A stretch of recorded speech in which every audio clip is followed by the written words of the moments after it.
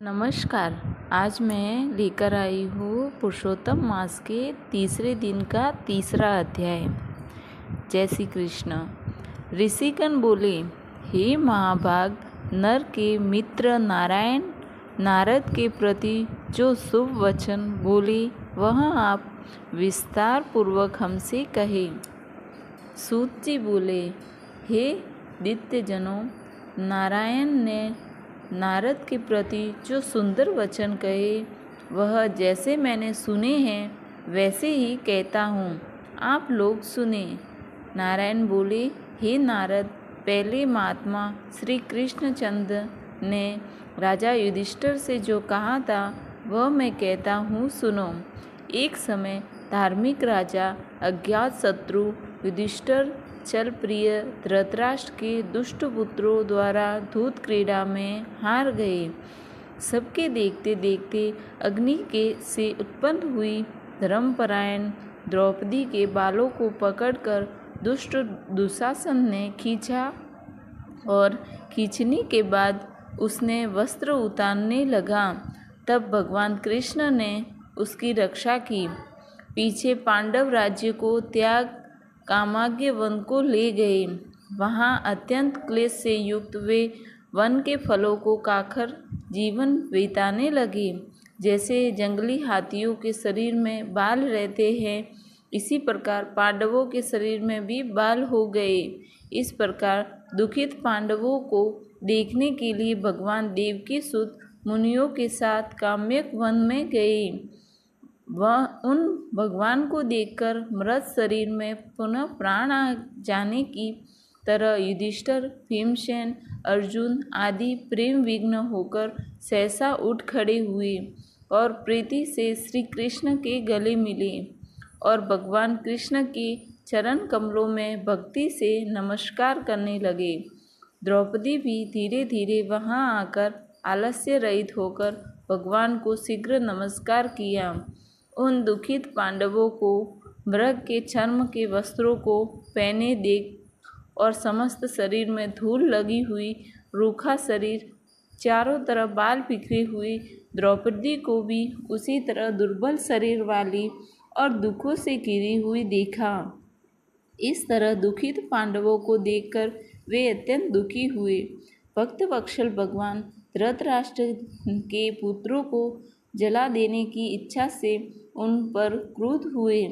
विश्व की आत्मा, बाहों को छड़ा गुरेर कर देखने वाले, करोड़ों काल के कराल मुख की तरह मुख वाले, धधकती हुई प्रलय की अग्नि के समान उठे हुए ओंठों को दांत के नीचे जोर से दबाकर तीनों लोकों को जला देने की तरह ऐसे अद्भुत हुए जैसे श्री सीता के वियोग से संतपद भगवान रामचंद्र को रावण पर जैसा क्रोध आया था, उस प्रकार से क्रोध भगवान को देखकर कांपते हुए अर्जुन कृष्ण को प्रसन्न करने के लिए द्रौपदी, धर्मराज तथा उन लोगों से भी अनुमोदित होकर शीघ्र ही हाथ जोड़कर उनकी स्तुति करने लगे।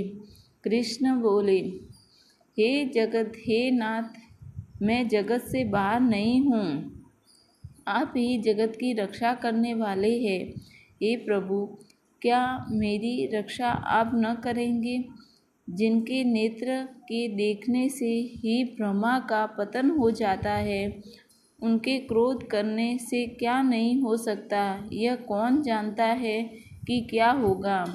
हे संहार करने वाले, क्रोध का संहार कीजिए। हे तात के तात, हे जगतपते, आप ऐसे महापुरुष के क्रोध से संसार का प्रलय हो जाता है।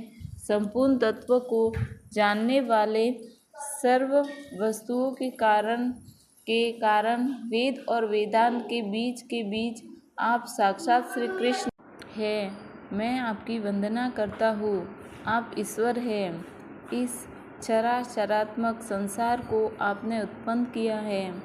सर्व मंगल के मांगल्य है और सनातन के बीज रूप है। इसीलिए एक के अपराध से अपने बनाए समस्त विश्व का आप नाश कैसे करेंगे? कौन भला ऐसा होगा जो मच्छरों को जलाने के लिए अपने घर को जला देता है? श्री नारायण बोले, दूसरों की वीरता को मर्दन करने वाले अर्जुन ने भगवान से इस प्रकार निवेदन कर प्रणाम किया। सूत जी बोले, श्री कृष्ण ने अपने क्रोध को शांत किया और स्वयं भी चंद्रमा की तरह शांत हो गए। इस प्रकार भगवान को शांत देखकर पांडव स्वस्थ हुए, प्रेम से प्रसन्नमुख एवं प्रेम विह्वल हुए। सब ने भगवान को प्रणाम किया और जंगली कंद मूल फल आदि से उनकी पूजा की। नारायण बोले, तब चरण में जाने योग्य भक्तों के ऊपर कृपा करने वाले श्री कृष्ण को प्रसन्न जान विशेष प्रेम से भरे हुए नम्र अर्जुन ने बारंबार नमस्कार किया और जो प्रश्न आपने हमसे किया वही प्रश्न उन्होंने श्री कृष्ण से किया। इस प्रकार अर्जुन का प्रश्न सुनकर श्री कृष्ण क्षण मात्र मन से सोचकर अपने पांडवों को और व्रत को धारण किए हुए द्रौपदी को आश्वासन देते हुए वक्ताओं में श्रेष्ठ श्री कृष्ण पांडवों से हितकर वचन बोले। श्री कृष्ण बोले, हे राजन, हे महाभाग, हे भीमो बष्टो, अब मेरा वचन सुनो। आपने यह प्रश्न अपूर्व किया है, आपको उत्तर देने में मुझे उत्साह नहीं हो रहा है। इस प्रश्न का उत्तर गुप्त से भी गुप्त है, ऋषियों को भी नहीं वेदिता। फिर भी हे अर्जुन, मित्र के नाते अथवा तुम हमारे भक्त हो इस कारण से हम कहते हैं। हे सुवद, वह जो उत्तर है वह अति उग्र है, अतः क्रम से सुनो। चैत्रादि जो 12 मास निमेष महीने के दोनों पक्ष, घड़िया, पहर, त्रिपहर, 6 ऋतुएं, मोरुत, दक्षिणायन और उत्तरायण, वृक्ष, चारों युग, इसी प्रकार अपराध तक जो काल है, यह सब, और नदी, समुद्र, तालाब, कुएं, बावली, गडैया, सोते, लता, औषधिया, वृक्ष, बांस आदि, पेड़, वन की औषधियाँ, नगर, गांव, पर्वत, पुरिया, ये सब मूर्ति वाले हैं और अपने गुणों से पूजे जाते हैं। इनमें ऐसा कोई अपूर्व व्यक्ति नहीं जो अपने अधिष्ठात्र देवता के बिना रहता हो। अपने अपने अधिकार में पूजे जाने वाले ये सब फल को देने वाले हैं। अपने अपने अधिष्ठात्र देवताओं के योग के महात्म्य से ये सब सौभाग्यवान हैं। हे पांडुनंदन, एक समय अधिक मास उत्पन्न हुआ। उस उत्पन्न हुए असहाय निंदीय मास को सब लोगों कि यह मलमास सूर्य की संक्रांति से रहित है, पूजने योग्य नहीं है। यह मास मल रूप होने से छूने योग्य नहीं है और शुभ कर्मों से अग्राह्य है। इस प्रकार के वचनों को लोगों के मुख से सुनकर यह मास निरुद्य, प्रभाव रहित, दुखों से घिरा हुआ, अति खिन्न, चिंता से मनग्रस्त होकर व्यतीत हृदय से मरणासन की तरह हो गया। फिर वह धैर्य धारण कर मेरी चरण में आया। हे नर, वैकुंठ भवन में जहाँ मैं रहता हूँ वहाँ पहुँचा और मेरे घर में आकर मुझ परम पुरुषोत्तम को इसने देखा। उस समय अमूल्य रत्नों से जटित सुवर्ण के सिंहासन पर बैठे मुझको देखकर वह भूमि पर साक्षात दंडवत कर, हाथ जोड़कर, नेत्रों के से बराबर आंसुओं की धारा बहता हुआ धैर्य धारण कर गदगद वाणी से बोला। सूत जी बोले, इस प्रकार महामुनि बद्रीनाथ कथा कहकर चुप हो गए। तब नारायण के मुख से कथा सुन भक्तों के ऊपर दया करने वाले नारद मुनि पुनः बोले।